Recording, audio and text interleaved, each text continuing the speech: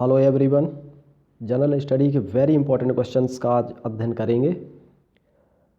आप लोगों के लिए देखिए इम्पॉर्टेंट फैक्ट्स कॉन्स्टिट्यूशन के बहुत ही महत्वपूर्ण जो परीक्षा की दृष्टि से बेहद इम्पॉर्टेंट है, तो आइए उनका स्टडी करते हैं। पहला क्वेश्चन है और ये आपको 50 क्वेश्चंस की सीरीज प्रतिदिन उपलब्ध कराई जाएगी। अगर आपने इन 50 क्वेश्चन का अध्ययन प्रतिदिन मेरे साथ कर रहे हैं तो आप निश्चित रूप से आप परीक्षा में सफल होंगे। प्रारंभिक परीक्षा कोई भी हो, किसी भी एग्ज़ाम की हो, चाहे IAS, PCS, railway, SSC, one day exams कोई भी हो, आपका चुटकियों में निकलेगा। तो आइए देखते हैं पहला क्वेश्चन। नीति निर्देशक तत्वों को न्यायालय के द्वारा लागू नहीं किया जा सकता। यानी कि ये जो नीति निर्देशक तत्व हैं राज्य के लिए बने हुए हैं और इनको सुप्रीम कोर्ट में चुनौती नहीं दी जा सकती, या किसी भी कोर्ट में, या चाहे सुप्रीम कोर्ट हो, चाहे हाई कोर्ट हो, या अधीनस्थ न्यायालय हो, किसी भी न्यायालय के द्वारा इनको लागू नहीं किया जा सकता। इन्हें वैधानिक शक्ति यानी कि कानूनी शक्ति प्राप्त नहीं है। दूसरा क्वेश्चन है, संविधान के भाग 4 में अनुच्छेद 36 से 51 तक में राज्य के नीति निर्देशक तत्वों का वर्णन किया गया है। अब क्वेश्चन ये बनता है कि राज्य के नीति निर्देशक तत्वों का वर्णन भैया किस संविधान के किस भाग में है, तो आप तुरंत बता दीजिए भाग 4 में है।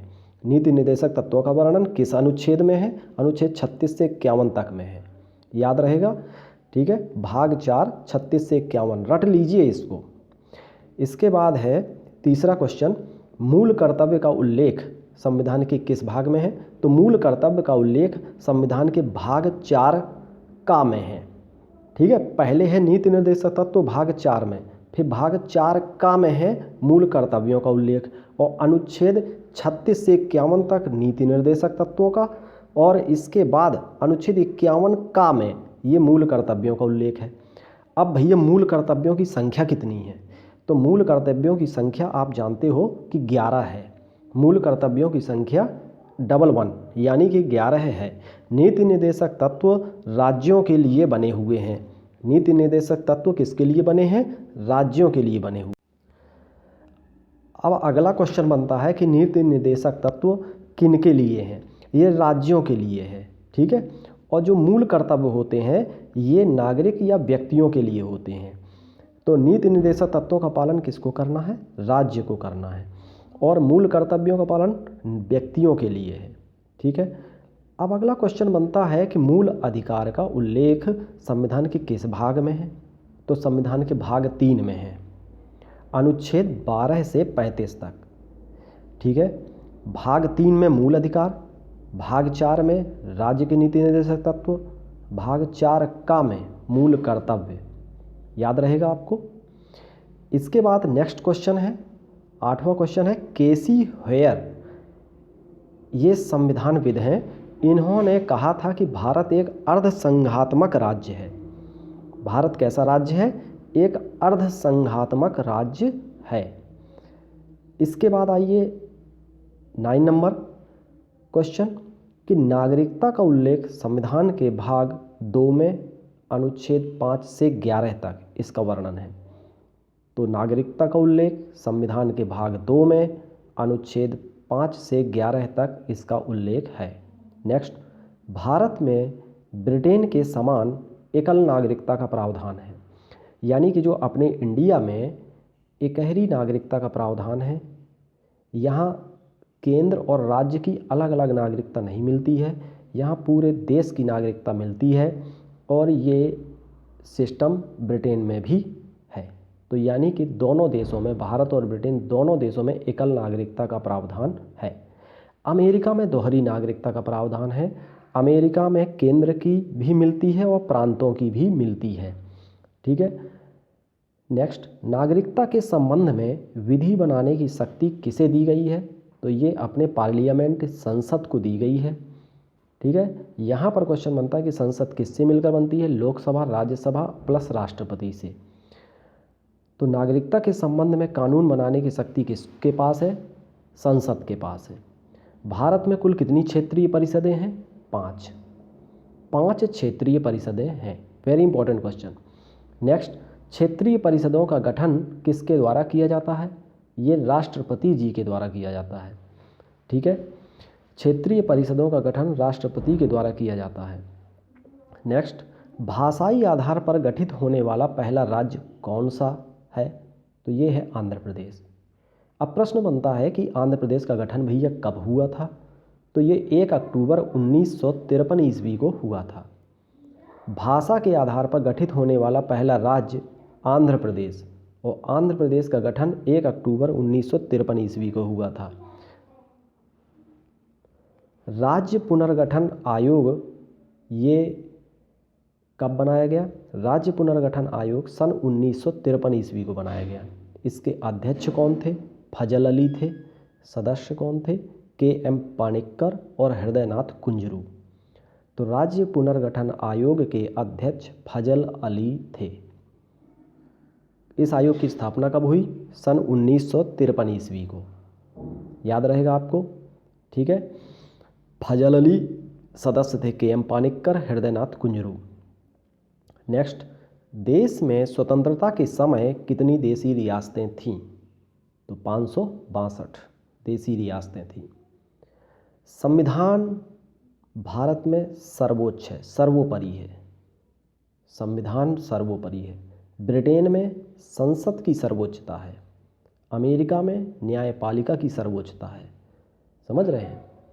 यहाँ पर इंडिया में संसद की सर्वोच्चता नहीं है, यहाँ संविधान की सर्वोच्चता है कि संविधान में जो लिखा होगा उसी के अनुसार देश का शासन चलाया जाएगा। ब्रिटेन में जो संसद कह देगी वो उसके अनुसार होगा। अमेरिका में जो न्यायपालिका कह देगी वही माना जाएगा। ठीक है, यहाँ संविधान के खिलाफ नहीं जाएगा। संविधान में जो चीज़ लिखी है तो उसी के अनुसार व्यक्ति को न्याय मिलेगा। संविधान यानी सर्वोपरि है। नेक्स्ट, अनुच्छेद 1 में कहा गया है कि भारत अर्थात इंडिया राज्यों का संघ होगा। भारत अर्थात इंडिया राज्यों का संघ होगा। ये संविधान के अनुच्छेद 1 में वर्णन है। ऑस्टिन संविधानविद हैं, इन्होंने कहा था कि नीति निर्देशक तत्वों को राज्य की आत्मा कहा है। राज्य के ही होते हैं नीति निर्देशक तत्व, तो राज्यों की आत्मा नीति निर्देशक तत्वों को कहा गया है। ये किसने कहा? ऑस्टिन महोदय ने। इसके बाद नेक्स्ट क्वेश्चन है कि भारत एक गणतंत्र है, इसका मतलब क्या है? भारत में यानी कि वंशानुगत शासन नहीं है। भारत में वंशानुगत शासन नहीं है। यहाँ इलेक्शन के द्वारा जो चुना जाएगा वही शासन सत्ता संभालेगा। ठीक है, गणतंत्र का मतलब ये है। भारत की संविधान सभा ने राष्ट्रीय ध्वज को कब स्वीकार किया था? वेरी इंपॉर्टेंट, 22 जुलाई 1947 ईस्वी को राष्ट्रीय ध्वज यानी तिरंगे को स्वीकार किया गया था। 22 जुलाई 1947। 22 जुलाई 1947। भारत की स्वतंत्रता के समय इंग्लैंड में किसकी सरकार थी? लेबर पार्टी की सरकार थी। ठीक है, और क्लीमेंट एटली प्रधानमंत्री बने थे उस समय ब्रिटेन के, लेबर पार्टी के उम्मीदवार। भारत की स्वतंत्रता के समय इंग्लैंड में लेबर पार्टी की सरकार थी जो कि भारत की हितैषी थी। प्रारूप समिति का गठन कब हुआ था? सन 1947 ईस्वी में 29 अगस्त को। 29 अगस्त 1947 ईस्वी को, वेरी इंपॉर्टेंट, 29 अगस्त 1947 को प्रारूप कमेटी का गठन किया गया। प्रारूप कमेटी के अध्यक्ष कौन थे? डॉक्टर भीमराव अंबेडकर जी। प्रारूप समिति के सदस्य कितने थे? 7। अध्यक्ष को मिला करके, एक अध्यक्ष, बाकी के 6 मेंबर। ठीक है, अध्यक्ष doctor Bhimrao Ambedkar ji. Next, cabinet mission कब आया था इंडिया? 1946 ईस्वी में। इसके अध्यक्ष कौन थे? Lord Pethick Lawrence. Very important, Lord Pethick Lawrence. इसके मेंबर कौन थे? Stafford Cripps and A.V. Alexander. तो लॉरेंस इसके अध्यक्ष थे और क्रिप्स इसके सदस्य थे। अलेक्जेंडर भी इसके सदस्य थे। कैबिनेट मिशन ने भारत में तत्काल एक अंतरिम सरकार की स्थापना और संविधान सभा का गठन और संविधान निर्माण के लिए योजना प्रस्तुत किया था। कैबिनेट मिशन 1946 ने भारत में तत्काल अंतरिम सरकार की स्थापना की जाए, इसके लिए और संविधान सभा के गठन किया जाए, संविधान निर्माण के लिए एक योजना प्रस्तुत की। ठीक है, ये कैबिनेट मिशन जब इंडिया आया था तो ये चीज़ें उन्हीं के द्वारा, कि वो चाहते थे भारत को अब आज़ादी दे दी जाए। 2 सितंबर 1946 को जवाहरलाल नेहरू के नेतृत्व में अंतरिम सरकार का गठन हुआ था। जब कैबिनेट मिशन आया, इसके बाद उन्होंने अंतरिम सरकार के गठन के लिए जवाहरलाल नेहरू को आमंत्रित किया गया, तो जवाहरलाल नेहरू के नेतृत्व में अंतरिम सरकार का गठन हुआ। कैबिनेट मिशन योजना के तहत जवाहरलाल नेहरू को अंतरिम सरकार के लिए आमंत्रित किए जाने के विरोध में मुस्लिम लीग ने 16 अगस्त 1946, वेरी इंपॉर्टेंट, 16 अगस्त 1946 को प्रत्यक्ष कार्यवाही दिवस, वेरी इंपॉर्टेंट, मनाया गया, जिससे देश में भीषण दंगे, सांप्रदायिक दंगे हुए। ठीक है, कैबिनेट मिशन इंडिया आया, उसने जवाहरलाल नेहरू को आमंत्रित किया, उसके विरोध में मुस्लिम लीग ने प्रत्यक्ष कार्रवाई दिवस मनाया 16 अगस्त 1946 को, जिससे देश में भीषण दंगे हो गए थे। इसके बाद ब्रिटिश पीएम क्लीमेंट एटली ने 20 फरवरी 1947 को घोषणा किया कि यदि ब्रिटिश सरकार जून 1948 के पहले भारतीयों को सत्ता सौंप देगी। तो ये क्वेश्चन आता है कि एटली ने कब घोषणा किया कि ब्रिटिश सरकार जून 1948 के पहले भारतीयों को सत्ता सौंप देगी। 20 फरवरी 1947 को घोषणा किया था। ठीक है, ये डेट याद रखिएगा, 20 फरवरी 1947, 20 फरवरी 1947 को लॉर्ड माउंटबेटन को वायसराय बना करके इंडिया भेजा गया। ठीक है, उसने फिर माउंटबेटन योजना प्रस्तुत किया 3 जून 1947 को। माउंटबेटन योजना कब? 3 जून 1947 को। इस योजना में प्रावधान था कि ब्रिटिश भारत को 2 संप्रभु राष्ट्रों, भारत और पाकिस्तान में डिवाइड कर दिया जाएगा, क्योंकि मुस्लिम लीग ने के प्रत्यक्ष कार्रवाई दिवस मना दिया था 16 अगस्त 1946 को। तो अब अंग्रेजी सरकार ये चाहती थी कि भारत में भीषण दंगे ना हो, तो इस माहौल को देखते हुए उन्होंने माउंटबेटन को भारत भेजा कि जाइए भाई, आप समझिए माहौल वहाँ का क्या है। तो माउंटबेटन योजना प्रस्तुत की, जिसमें ब्रिटिश भारत को 2 संप्रभु राष्ट्रों में विभक्त किया जाएगा। कांग्रेस और मुस्लिम लीग ने फिर इस योजना को स्वीकार कर लिया। अब मुस्लिम लीग तैयार हो गई कि ब्रिटिश भारत के 2 भाग हो जाएंगे, और भारत स्वतंत्रता अधिनियम 1947 ब्रिटिश संसद में प्रस्तुत किया गया, जो स्वीकृत हो गया। ठीक है, नेक्स्ट क्वेश्चन देखते हैं। संविधान सभा की पहली बैठक कब हुई? 9 दिसंबर 1946 को। वेरी इंपॉर्टेंट, सारे फैक्ट वेरी इंपॉर्टेंट हैं, आप इनको कॉपी में ज़रूर नोट करते जाइए। संविधान सभा की पहली बैठक 9 दिसंबर 1946 को, 9 दिसंबर 1946, मोस्ट इम्पॉर्टेंट, संविधान सभा की पहली बैठक। इसके अस्थायी अध्यक्ष कौन बनाए गए थे? सच्चिदानंद सिन्हा जी। स्थायी अध्यक्ष कौन बनाए गए थे फिर बाद में? राजेंद्र प्रसाद जी। ये कब बनाए गए थे? 2 दिन बाद, 11 दिसंबर 1946 को। तो 9 और 11 याद रखिएंगे। 9 दिसंबर 1946 अस्थायी अध्यक्ष, 11 दिसंबर 1946 स्थायी अध्यक्ष। संवैधानिक सलाहकार कौन बनाए गए थे? BN राव। संवैधानिक सलाहकार, संविधान सभा के संवैधानिक सलाहकार BN राव। JL नेहरू जी के द्वारा 13 दिसंबर 1946 को उद्देश्य प्रस्ताव प्रस्तुत किया गया। इसे 22 जनवरी 1947 को स्वीकृति मिली थी। उद्देश्य प्रस्ताव किसके द्वारा प्रस्तुत किया गया? जवाहरलाल नेहरू जी के द्वारा। ये याद रखिएगा, ये क्वेश्चन बन सकता है कि उद्देश्य प्रस्ताव किसके द्वारा प्रस्तुत किया गया। जवाहरलाल नेहरू जी के द्वारा। कब? 13 दिसंबर 1946 को। 9 को पहली बैठक, फिर स्थायी अध्यक्ष बने 11 को, फिर 2 दिन बाद 13 को उद्देश्य प्रस्ताव प्रस्तुत हो गया। इसको स्वीकृति कब मिली थी? 22 जनवरी 1947 को। ठीक है। भारत में संसदीय शासन प्रणाली किस देश से ली गई है? संसदीय शासन प्रणाली ब्रिटेन से ली गई है। मूल अधिकारों का संरक्षक कौन होता है? ये सर्वोच्च न्यायालय होता है। मूल अधिकारों का संरक्षक सर्वोच्च न्यायालय सुप्रीम कोर्ट होता है। भारत में अब केवल 6 मूल अधिकार हैं, पहले 7 मूल अधिकार थे। नेक्स्ट है आर्टिकल 23। संविधान के अनुच्छेद 23 और 24 मोस्ट इम्पॉर्टेंट है। 23 में है मानव दुर्व्यापार और बालात श्रम का प्रतिषेध। प्रतिषेध का मतलब होता है रोक।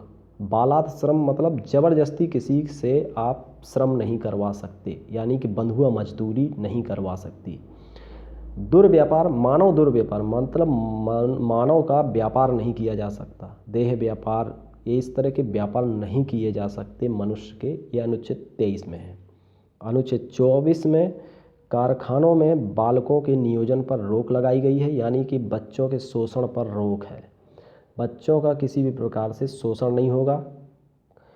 कम उम्र के बच्चों को, 14 साल से नीचे के बच्चों को कारखानों में, किसी भी ऐसे सार्वजनिक स्थल पर काम पे नहीं लगाया जा सकता, क्योंकि ये समय उनकी शिक्षा ग्रहण करने का होता है। ये अनुच्छेद 24 में है।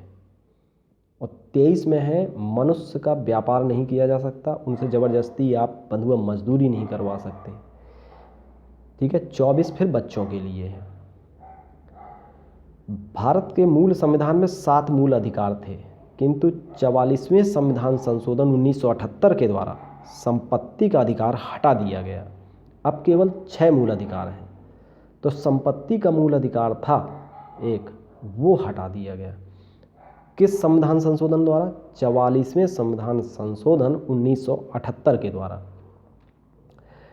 इसके बाद समानता का अधिकार, 6 मूल अधिकार थे। समानता का अधिकार, स्वतंत्रता का अधिकार, शोषण के विरुद्ध अधिकार, धार्मिक स्वतंत्रता का अधिकार, संस्कृति व शिक्षा संबंधी अधिकार और संवैधानिक उपचारों का अधिकार।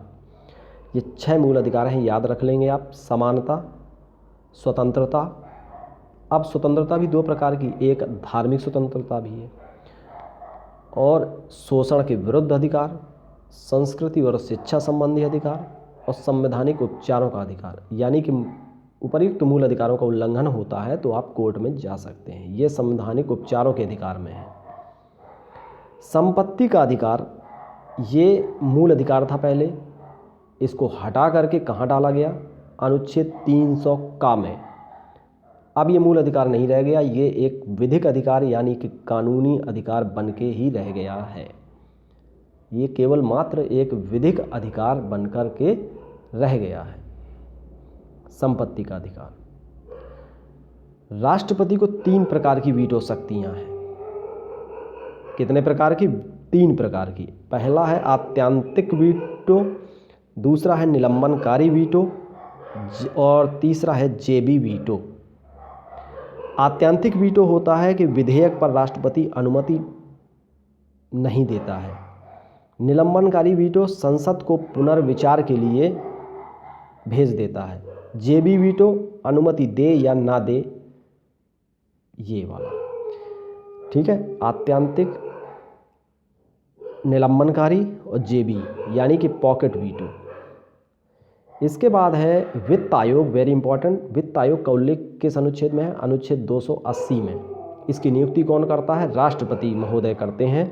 वित्त आयोग अनुच्छेद 280 और इसकी नियुक्ति राष्ट्रपति करते हैं।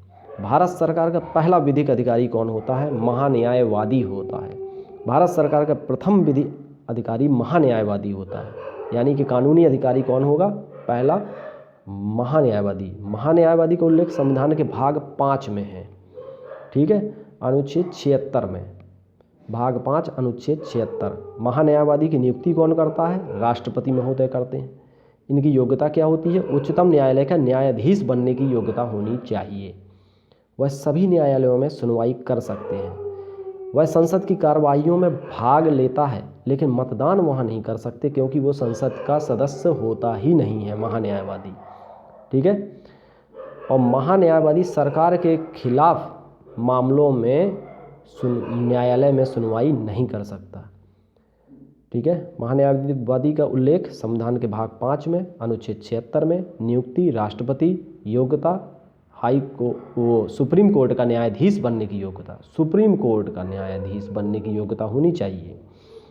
वह सभी न्यायालयों में सुनवाई कर सकता है। वह संसद की कार्यवाहियों में भी भाग ले सकता है, मतदान नहीं कर सकता, और संसद क्योंकि वह संसद का सदस्य नहीं होता। ये सारे फैक्ट वेरी इंपॉर्टेंट हैं, आप इनको कॉपी में ज़रूर नोट कर लीजिएगा।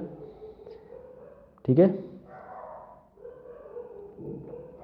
नेक्स्ट वीडियो में आपके लिए फिर 50 क्वेश्चन जनरल स्टडी के आपको मैं प्रोवाइड कराऊंगा।